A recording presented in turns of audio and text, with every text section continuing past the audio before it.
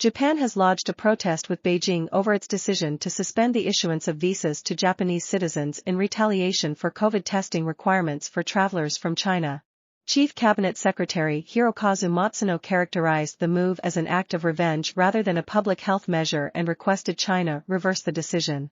It is regrettable that China unilaterally has taken visa suspension action for reasons other than steps for the coronavirus, he said on Wednesday. China's government suspended processing of the visas on Tuesday after the suspension of short-term visas for South Korean citizens earlier that day. Japan and South Korea are among a number of nations, including the US, Australia, Canada, Morocco, and a number of European countries that have announced new entry restrictions or measures for travelers from China in light of the mass outbreak of COVID-19. Many, including Japan, announced negative test results were required for all entrants from China. South Korea stopped issuing some short-term visas to visitors from China. China itself still requires negative test results for all inbound travelers. Speaking in Argentina, Japan's foreign minister, Yoshimasa Hayashi, condemned China's decision and said Tokyo had protested via diplomatic channels. Imposing restrictions on issuing visas for reasons other than COVID-19 countermeasures was extremely regrettable, Hayashi said. Regarding Japan's stricter border controls for Chinese visitors, Hayashi said, the measures have been put in place so as to hinder the global movement of people as little as possible.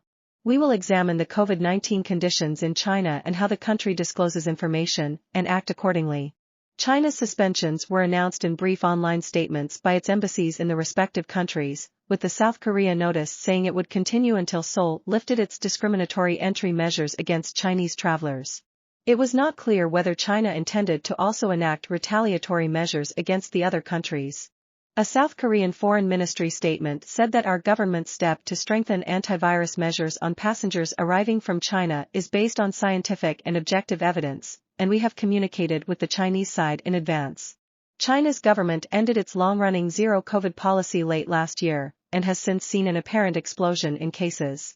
The shift in policy included ending mandatory quarantine for arrivals and resuming the issuance of passports, leading to a sudden jump in Chinese tourists booking overseas trips. There are global concerns about Beijing's transparency regarding the outbreak. It soon stopped publishing daily infection tallies, ended mandatory mass testing, and tightened definitions of COVID-attributable deaths. It has led to official daily numbers astronomically lower than what health experts and observers estimate, who point to overrun hospitals, mass reports of infection by citizens on social media, medication shortages, high levels of workplace absenteeism, and evidence of overwhelmed morgues and crematoriums.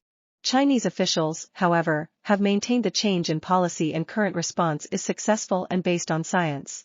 At a regular press briefing on Tuesday, Foreign Ministry spokesperson Wang Wenbin accused some countries of taking discriminatory measures, in disregard of science, facts and their actual epidemic situation. China firmly rejects this and will take reciprocal measures. COVID response should not be used as a pretext for political manipulation. It should not be discriminatory and should not affect normal cross-border travel and people-to-people exchange and cooperation.